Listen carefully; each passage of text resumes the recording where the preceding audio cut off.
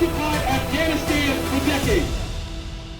शुरुआत में आपको जो तस्वीरें दिखी ये किसी दूसरे देश की नहीं बल्कि अमेरिका की ही हैं। अमेरिका ने ईरान के 3 न्यूक्लियर ठिकानों पर हमले किए, जिसके विरोध में अब अमेरिकी नागरिक ही सड़कों पर उतर आए। वहां के नागरिक प्रेसिडेंट डोनाल्ड ट्रंप और ईरान पर हुए अमेरिकी अटैक के खिलाफ एंटी वॉर प्रोटेस्ट कर रहे हैं। हाथों में US out of Iran, hands off Iran और stop the war on Iran की तख्तियां लिए अमेरिका में कई जगह एंटी वॉर प्रोटेस्ट हो रहे हैं। वॉशिंगटन डीसी में बने व्हाइट हाउस से लेकर न्यूयॉर्क सिटी तक लोग ट्रंप और ईरान पर अमेरिकी हमले के खिलाफ ट्रंप मस्ट गो नाउ के साथ नारेबाजियां कर रहे हैं।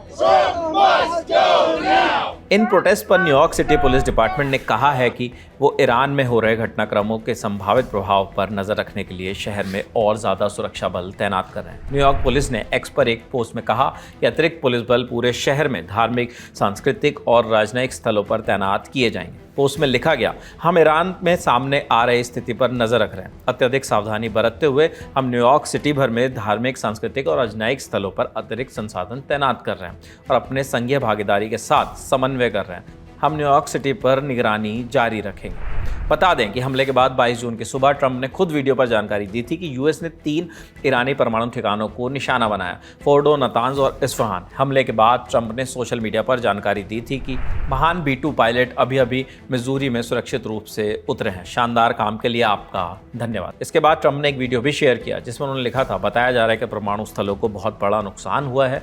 हमले सटीक और जोरदार थे। अमेरिकी सेना ने बहुत कुशलता दिखाई।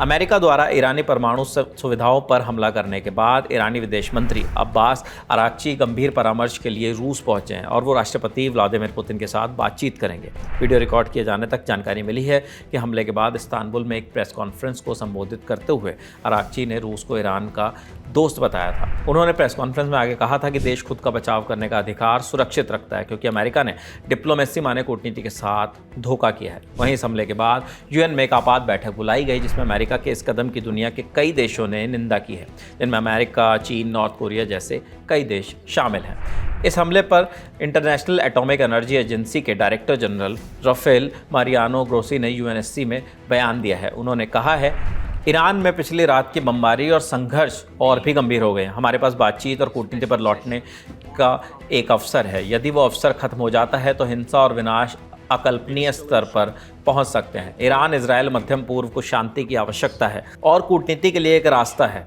हमें बातचीत की मेज़ पर लौटना चाहिए और IAEA निरीक्षकों जो NPT के संरक्षक हैं वो ईरान के परमाणु स्थलों पर वापस जाने और यूरेनियम के भंडार का हिसाब रखने की अनुमति देनी चाहिए। आपको बता दें, 21-22 जून की दरमियानी रात को अमेरिकी हमले के बाद अब इजरायल और ईरान के बीच संघर्ष की स्थिति और भी बढ़ गई है। इंडिया टुडे की रिपोर्ट के मुताबिक सोमवार सुबह इजरायली सेना ने ईरान के 6 सैन्य हवाई अड्डों पर हमला किया है। इजरायली रक्षा बलों माने IDF ने पुष्टि की है कि उन्होंने पश्चिमी, पूर्वी और मध्य ईरान में 6 ईरानी सैन्य हवाई अड्डों पर हमला किया है। साथ ही इजरायल के रिमोटली पायलटेड एयरक्राफ्ट ने ईरान के 15 लड़ाकू जेट और हेलीकॉप्टर्स को नष्ट करने का भी दावा किया है, जिनमें F-14, F-5 और AH-1 शामिल बताए जा रहे हैं। इस बीच ईरान के उप विदेश मंत्री मजीद तख्त रवांची ने कहा है कि अमेरिकी इजरायली हमलों के बावजूद ईरान यूरेनियम संवर्धन जारी रखेगा। उन्होंने कहा है कि कोई हमें यह नहीं बता सकता कि हमें क्या करना चाहिए और क्या नहीं। फिलहाल इस खबर में इतना ही।